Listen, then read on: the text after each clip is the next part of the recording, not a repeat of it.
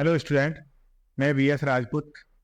देखिए, विलियन का ये दूसरा लेक्चर है सुपरवन सॉर्ट का। पहले लेक्चर में मैंने आपको विलियन किसे कहते हैं, मोलर था और मोलल था, और इनसे बनने वाले दो दो न्यूमेरिकल मैंने आपको करा दिए हैं।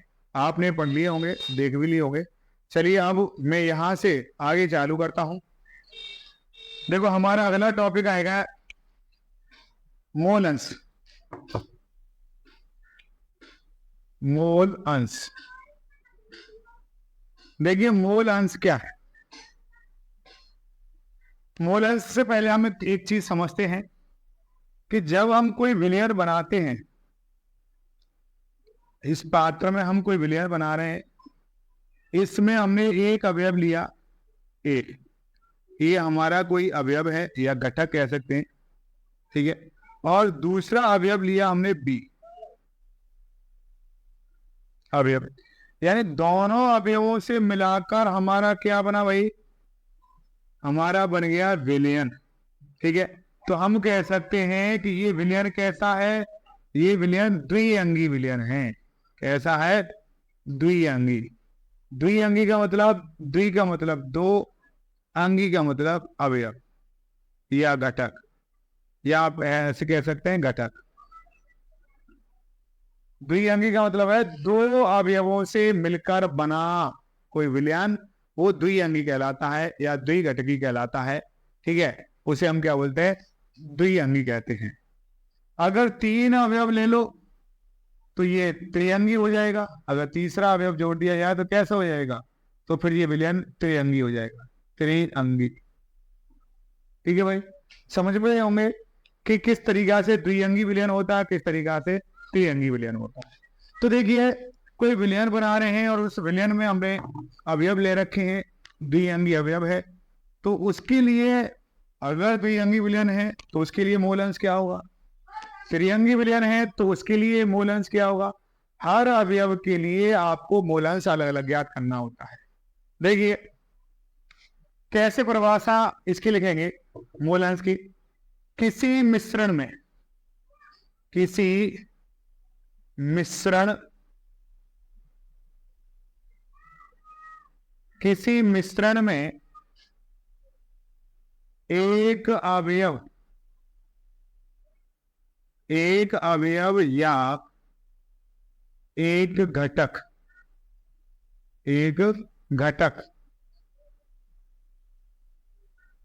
के मोलों की संख्या, के मोलों की संख्या, संख्या तथा उसी विलयन में, उसी विलयन में उपस्थित, उसी विलयन में उपस्थित अन्य घटकों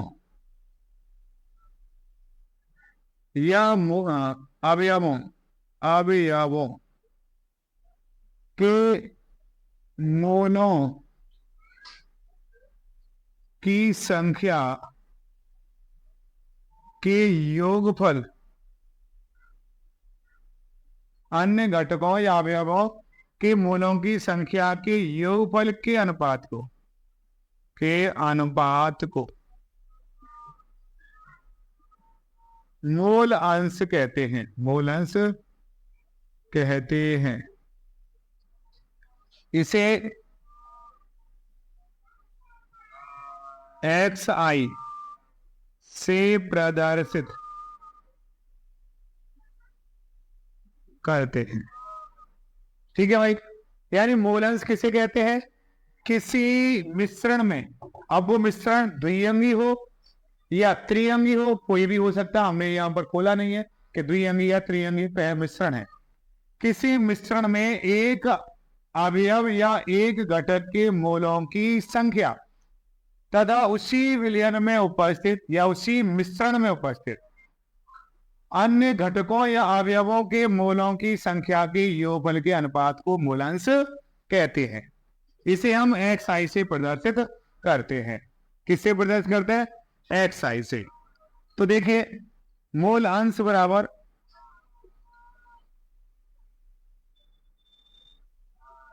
मोल अंश बराबर फॉर्मूला बनेगा एक घटक के मोलों की संख्या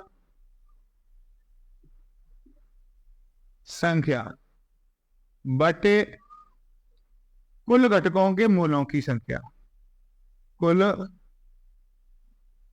घटकों के मोलों की संख्या।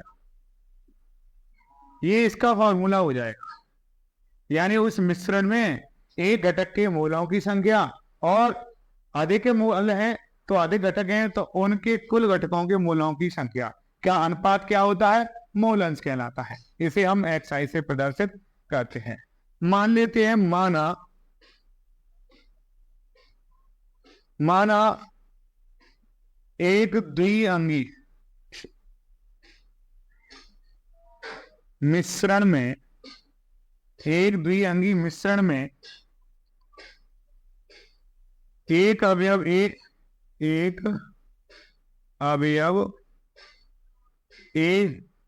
व दूसरा अवयव बी है।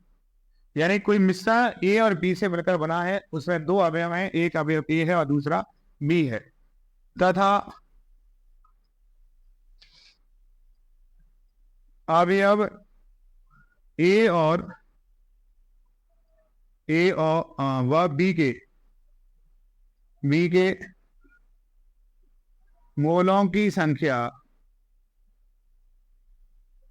क्रमशः क्या हो जाएगी, अवयव ए के लिए एन ए और अवयव बी के लिए एन बी, तथा मोल अंश क्रमशः एक्स ए व एक्स बी। हाँ तो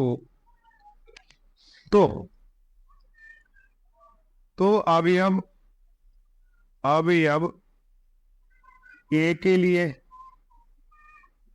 मोल अंश क्या हो जाएगा, ए के लिए मोल अंश यानी एक्स ए बराबर, आई की जगह पे क्या आ जाएगा ए, एक्स ए बराबर क्या हो जाएगा, अवयव ए के मोलों की संख्या बटे अवयव ए प्लस के अवयव बी के मोलों की संख्या। ये समीकरण नंबर फर्स्ट हो जाएगा। अवयव बी के लिए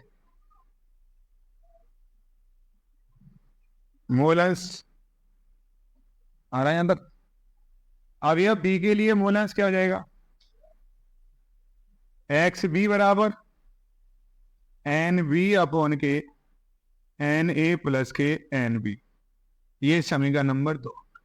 यानी जिस अवयव के हमें मोल अंश निकालना है उसी अवयव के मोलों की संख्या को ऊपर रखना है।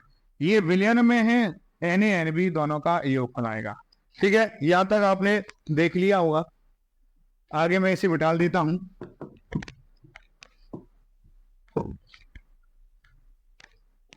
आपको पता पड़ गया अवयव ए और बी के मोलों की संख्या क्या है, मोल अंश क्या है। अब देखिए समीकरण 1 व 2 को जोड़ने पर समीकरण 1 और 2 को जोड़ दो, बायां पक्ष बाएं में जुड़ जाएगा, दायां पक्ष दाएं में जुड़ जाएगा। तो X A plus K X B बराबर N A upon K N A plus K N B plus N B upon K N A plus K N B.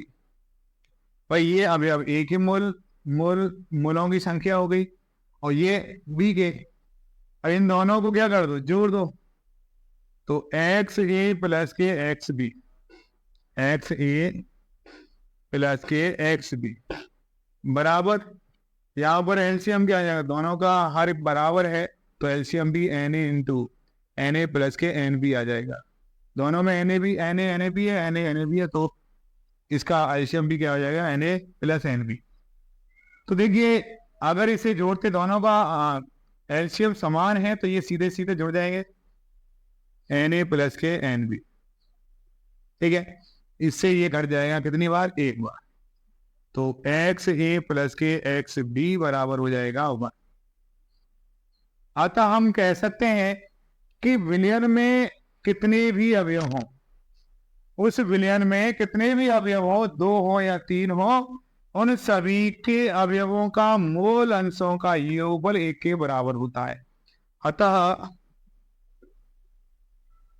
द्विअंगी विलयन में दोनों अवयवों का मूल अंश का योगफल, दोनों अवयवों के मूल अंशों का योगफल 1 के बराबर होता है, 1 के बराबर होता है। यही हमें सिद्ध करना था। तो ये हमने आपको बता दिया कि कोई भी मिश्रण या वो 2 अवयवों से मिलकर बना हो या वो 3 अवयवों से मिलाकर बना हो, उन सभी के मूल अंशों का योगफल हमेशा हमेशा क्या होता है, 1 के बराबर होता है। इस तरीका से ये मूल अंश होता है। ठीक है, समझ में आ गया होगा।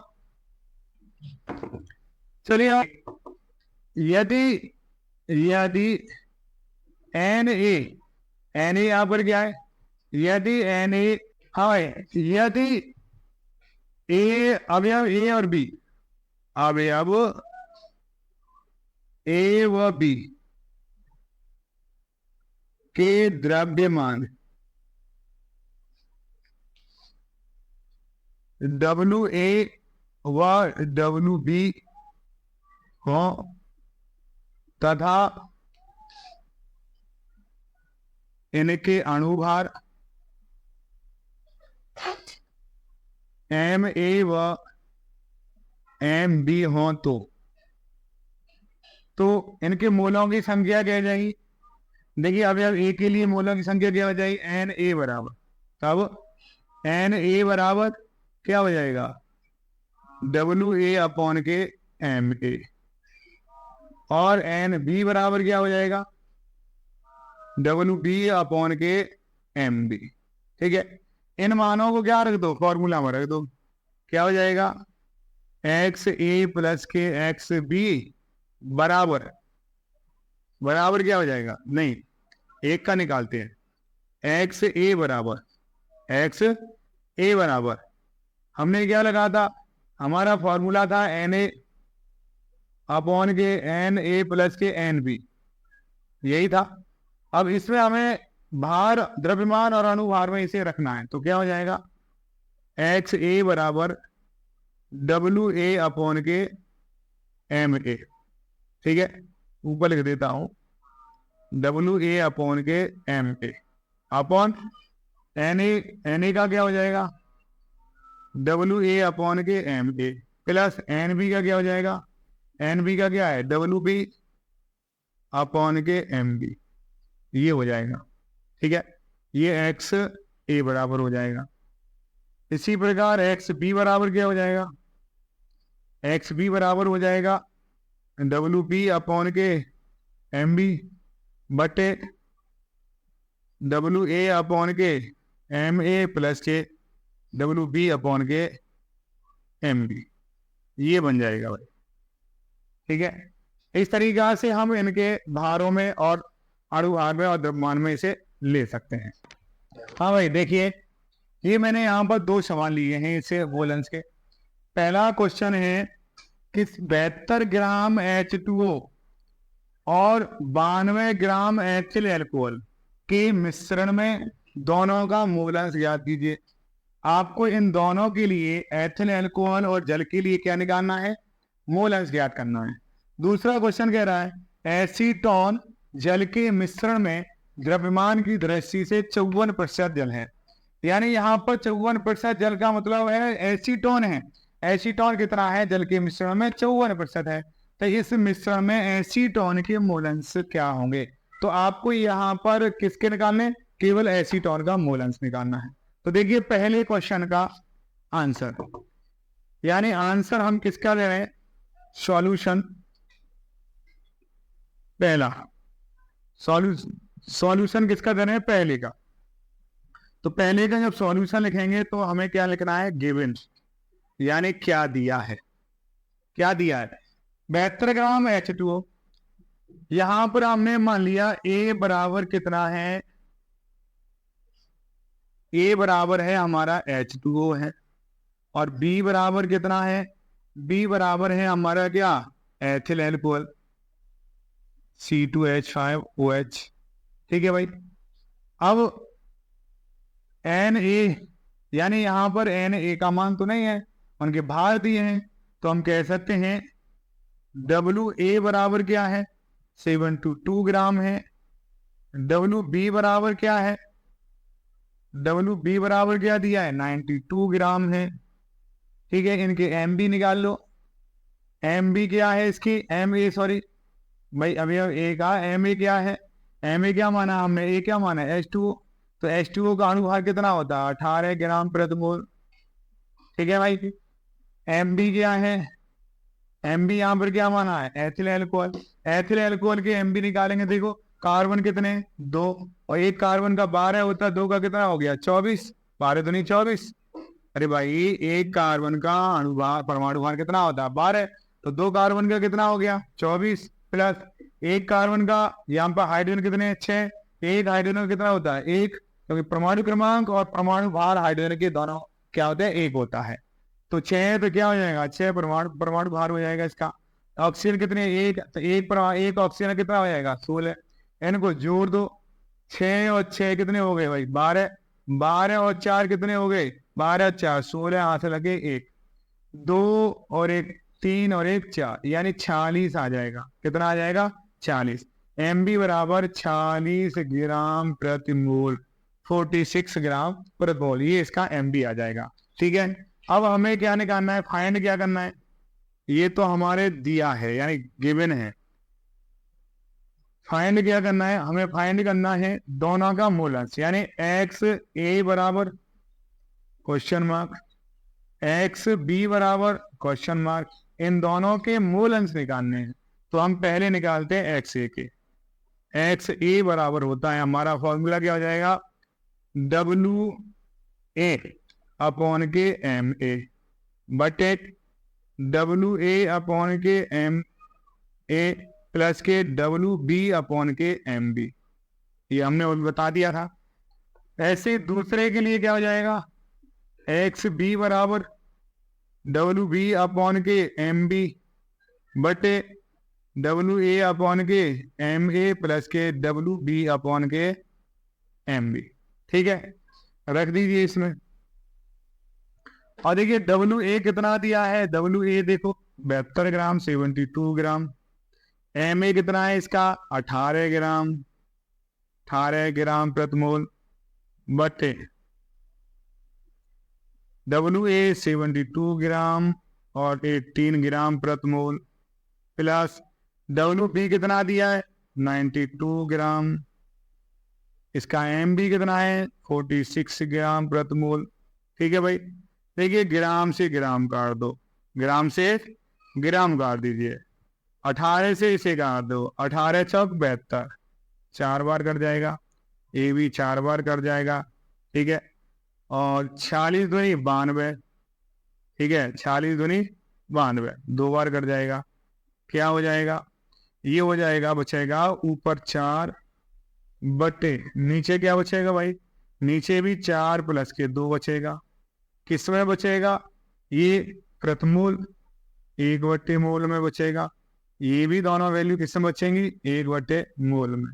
ठीक है, दोनों को हल करेंगे, दोनों को जोड़ दो, 4 बटे कितना हो जाएगा, 4 और 2 6 हो जाएगा। ठीक है भाई, 1 बटे मोल से 1 बटे मोल कट जाएगा, कैंसिल हो जाएगा। अब इसे 2 दूनी 4, 2 3 6 काट दीजिए, कितना हो जाएगा, 2 बटे 3। इसका भाग लगा दीजिए, कितना आ जाएगा, भाग लगा के 3 का 2 में भाग लगाएंगे तो कितना आ जाएगा भाई, 0.66 कुछ जाएगा। ये आ जाएगा आपका XA का मान, 0.66 या 67 आप लिख सकते हैं। 0.67 भी कर सकते हैं। इस तरीका से हम इनका मोलस ज्ञात करेंगे। अब देखिए अवयव बी के लिए निकाल लीजिए। अवयव बी के लिए डब्ल्यू बी कितना है? डब्ल्यू बी है 92 ग्राम और इसका एम बी कितना दिया है? 46 ग्राम प्रति मोल। ठीक है भाई, ये दिया हुआ है। बट डब्ल्यू ए कितना दिया है? 72 ग्राम और एम ए कितना है? 18 ग्राम प्रति मोल प्लस 92 ग्राम बटे 46 ग्राम प्रति मोल। ग्राम से ग्राम काट दो, ग्राम से ग्राम कट जाएगा, इससे ये कट जाएगा, यहाँ पे ये 4 बार कट जाएगा। 18 46 दूनी 92, 46 दूनी 92, कितना बचेगा भाई? 2/4 और 2 6 हो जाएगा। ठीक है, मोल से ये मोल काट दो, कैंसिल कर दो, 7 में कट जाएंगे, यहीं एलसीएम लेके ये कट जाएगा। अब 2 1 2 2 3 6 क्या आ जाएगा? 1/3, 3 का इसमें भाग लगा दो, 0.3393333 कुछ ऐसे आ जाएगा। ये इसका क्या आ जाएगा?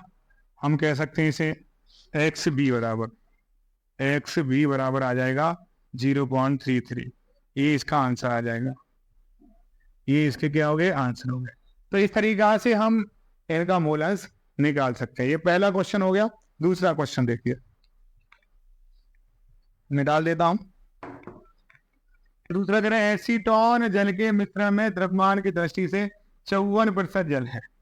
यहां पर सॉल्यूशन, ये दूसरे का सॉल्यूशन है। कौन से का? दूसरे का। एसीटोन हम यहां पर मान लेते हैं विलयन, यानी W बराबर है 100 ग्राम। कुल विलयन का भार कितना है? 100 ग्राम है। ठीक है, तो एसीटोन का भार कितना हो जाएगा? एसीटोन को क्या मानेंगे हम? यहां पर एसीटोन बराबर मान लो, एसीटोन बराबर मान लो B। ठीक है, और जल बराबर मान लो आप A। ठीक है भाई, तो हम कह सकते हैं WB बराबर क्या हो जाएगा? WB बराबर हो जाएगा 54 ग्राम। कितना? 54 ग्राम। 54% से आसे मैंने बता दिया 100 में 54 ग्राम, यानी 100 में 54 ग्राम एसीटोन घुली हुई है, तो हम कह सकते हैं 54%। तो WB बराबर 54 ग्राम। ठीक है, और WA बराबर क्या हो जाएगा? WA बराबर निकालना है तो W माइनस के WB कर दो, इसे मान रख दीजिए। W का मान है 100 ग्राम माइनस के WB है 54 ग्राम, तो घटा दीजिए, कितना बचेगा भाई? हैं, कितना बच जाएगा? ये बच जाएगा, 10 में 4 जाएगा, 6 बचेगा, 9 में से 5 जाएगा तो 4, 46 ग्राम बचेगा। कितना बचेगा? WA बराबर 46 ग्राम। ठीक है, अब MB बराबर क्या आ जाएगा? MB बराबर B हमने क्या माना? एसीटोन। एसीटोन का फॉर्मूला क्या होता है? एसीटोन का फॉर्मूला होता है CH3CO CH3, ये होता है एसीटोन। ठीक है, अब देखिए कार्बन कितने गए? 1 2 3, 3 कार्बन हो गए। तो एक कार्बन का कितना होता है? एक कार्बन का 12 होता है, तो 12 3 36, प्लस हाइड्रोजन कितने गए? 3 और 3 6 हो गए, प्लस के 6। ऑक्सीजन कितना? 1 है तो 16, इन्हें जोड़ दीजिए। 6 और 6 12 और 6 18 की 8 हाथ लगे 1, 3 और 1 4 1 5, 58 आ जाएगा। कितना आ जाएगा? 58 ग्राम प्रति मोल। ये इसका अनुभार आ जाएगा। ठीक है भाई, अब जल का MA बराबर आप जानते ही 18 ग्राम प्रति मोल होता है जल का। तो ठीक है, हमें किसका निकालना है? इस मिश्रण में एसीटोन का मूलांश निकालना है खाली। तो एसीटोन को हमने क्या माना है? B। तो हम कह सकते हैं XB बराबर WB अपॉन के MB बटे WA अपॉन के MA प्लस के WB अपॉन के MB। इसमें मान दीजिए, WB का मान कितना है भाई? WB का मान है 54 ग्राम। कितना है? 54 ग्राम। MB कितना निकाला है हमें? 58 ग्राम प्रति मोल। ठीक है भाई, बटे और WA कितना है इसमें? WA है 46 ग्राम, 46 ग्राम। MB कितना है इसमें? MA कितना? 18 ग्राम प्रति मोल प्लस 54 ग्राम बटे 58 ग्राम प्रति मोल। ये 58 है, 8 है। ठीक है ना, अब देखिए ग्राम से ग्राम, ग्राम से ग्राम, ग्राम से ग्राम, अब देखो इससे काटिए, कितने से कट रहा है, 58 और 54 तो एक वैल्यू है, कटेगी। देखिए दूसरे से काट दो, 2 से 4 से काट दो, 2 से काट दो, तो 2 दूनी 4 और 2 सत्ते 14, 2 दूनी 4, 2 छिक्की 18। ठीक है, इसे काट दो, किससे काट देंगे आप, 4 से कट जाएगा, नहीं कटेगा। 3, हाँ 2 से ये काटा 27 बार, ये कट जाएगा। हाँ 2 1 2, 2 नाम 18, 29 बार। ठीक है, कितनी बार कट जाएगा, 29 बार। और इसे काट दो, 2 दूनी 4, 2 तिया 6, 23 बार, और 2 नाम 18। ऐसे ही ये कट जाएगा 54 कितनी बार, 27 बार, 27 बार। और ये 58 कट जाएगा कितनी बार, 29 बार। कितना हो गया, ये हो जाएगा 27/29/23/9 प्लस के कितना हो जाएगा, हाँ जी हो जाएगा 27/29, ये हो जाएगा। अब क्या करो, इसमें भाग लगा दो, क्योंकि अब कटने वाला तो है नहीं, 29 और 27 आ रहा है, उसमें 9 और 30 आ रहा है। भाग लगाइए, 27 में अगर हम 29 का भाग लगाते हैं तो कितनी बार जाएगा भाई, 27 छोटा है तो 0 पॉइंट कर गया, 0 लग जाएगी। अब वो कै बार जाएगा, 2 दूनी 4 नहीं जाएगा, 5 दूनी 10 यानी 6 दूनी 12, 6 दूनी 12, 6 नाम 18, 6 दूनी 12, 7 दूनी 14, 7 नाम 63। देखिए 29 का भाग हम 27 में लगाएंगे तो 0.93 आ जाएगा, और अगर 23 में 9 का भाग लगाते तो 2.56 आ जाएगा। ठीक है, इनको क्या करो, जोड़ दो, एक्स बी बराबर ये आ जाएगा 0.93 अपॉन के 2.56 प्लस के 0.93। इनको क्या कर दो, जोड़ दो, 0.93 अपॉन, इसे जोड़ो, 6 और 3 9, 9 और 5 14, 9 और 5 कितने आ जाएंगे, 14। यहाँ से लेकिन 1 2 और 1 कितने आ जाएंगे, 3। पॉइंट से पॉइंट काट दो, कितना आ जाएगा, 93/349 हो जाएगा। हाँ भाग लगाओ 300। अब देखिए इसका अगर भाग लगाते हैं हम 93 में 349 का, तो ये आता है 0.2664 आता है। अब देखो हमारा नियम है पॉइंटों में और संख्या को घटाना है। अगर कोई डबल संख्या आ रही है, यानी 5 के बाद अगर बड़ी संख्या आती है तो उसमें 1 बढ़ जाता है। आप देखिए यहाँ पर 0.266 आ रहा है, तो 6 के वाली इसमें 1 बढ़ जाएगा, कितना हो जाएगा, 27 हो जाएगी। तो हम इसका मान क्या कर सकते हैं, 0.27 कर सकते हैं। तो ये एक्स बी का मान आ गया। ठीक है, इस तरीका से एक्स बी हम निकाल सकते हैं।